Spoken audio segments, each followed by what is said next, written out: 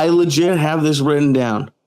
And I don't know if we're started or not, but I want to talk to you, and it doesn't have to be about all of them, but about like Joey Diaz's like rules or laws, because you have rules that no one else has, and I have telephone written down. Listen, let me talk to you this way, all right? It's not even rules. It's basic salesmanship sometimes.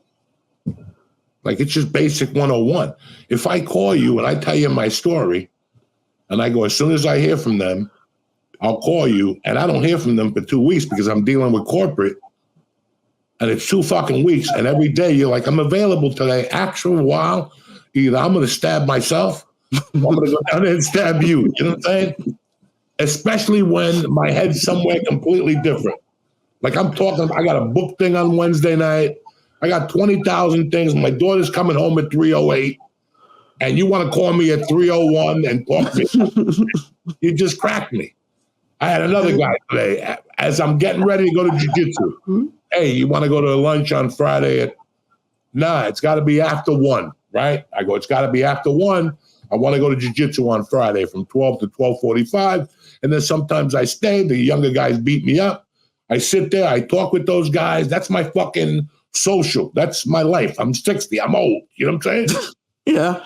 I come home, and sometimes I get home at 2, Lee. Sometimes I get home at 1:30. Sometimes I get home at 2:45. I hang with those guys. They're great guys. So now he's like, I said to him, we'll have to do it Friday. Now it's fucking Monday. Morning, all right? My head's somewhere completely different. Friday is not even in my scheme. The only thing I know about Friday is I got Friday night off. My daughter's going to a movie, and my wife's got the draft. She's coaching basketball this year. That's all I know. So Friday night, I got off. Right. That's all I know right now. Thursday, I got something. Sunday night, Sunday night, I got something I'm supposed to go to. But now, the more I think about it, it doesn't look like I got to go. It's one of those things where I got to park and walk. You lost me already. Isn't that most things? Huh? Isn't that most things in places? Pretty much. That's to the level I'm at already. You have to park and walk. And it's a valet park, and this place is huge. That means I'm there for fucking an hour, unprotected outside, with Momo coming up to me going, aren't you the guy from The Sopranos? I need this right now, Lee. I could be at home watching Sunday Night Football, about to watch an episode of some fucking repeat on Netflix or some shit.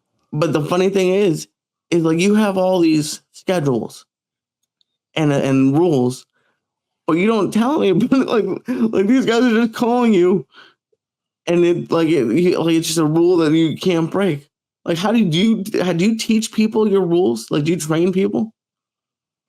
I got my own personal problems. Everybody got their own personal demons. You know what I'm saying? I like to do shit a certain way.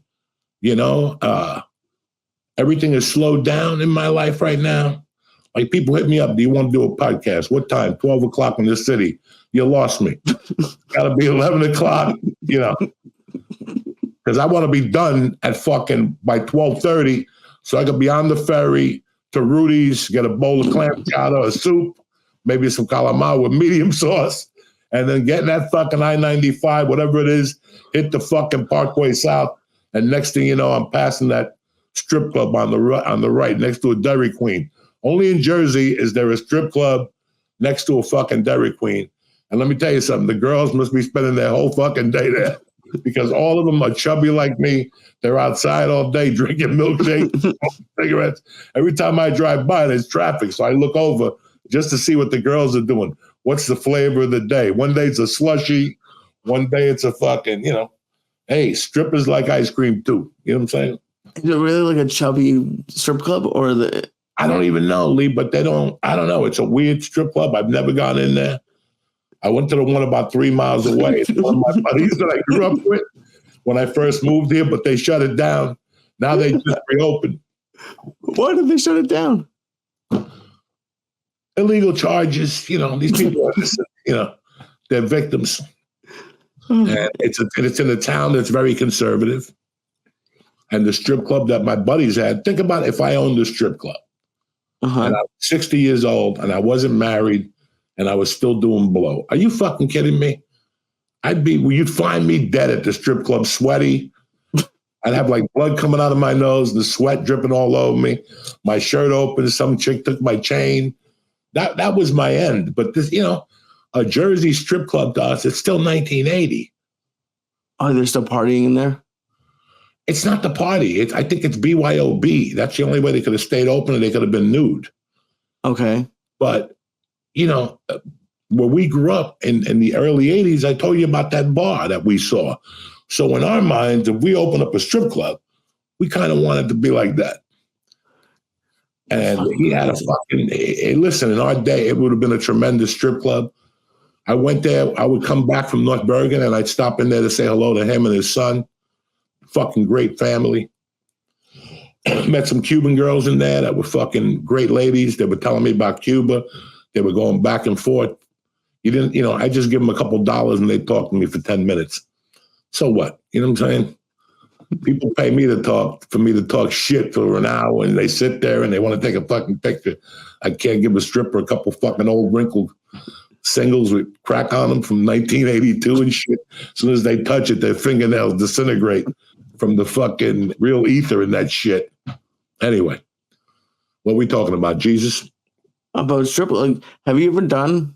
Because I was saying I've done burlesque shows, but I've never done like at a strip club. Have you ever performed at a strip club? Yes. What is that like? Brutal. I can imagine. I think I did it twice. In Denver, there was, when I was first starting, like 4 years in, a new strip club had opened. It wasn't Shotgun Willie's or any of the well-known ones. This one was like a cabaret in Denver. And when it opened, they would pay headliners $175 and features $1.25 for 30 minutes in the strip club. And they would give you a fucking steak. It was one of those type of strip clubs. It was real. I forget the name of it. I don't even know if it's there still. This is 1995. And it was tremendous. It was a high-end dog. I was getting 125. I was running out of there with the full 125 in those days.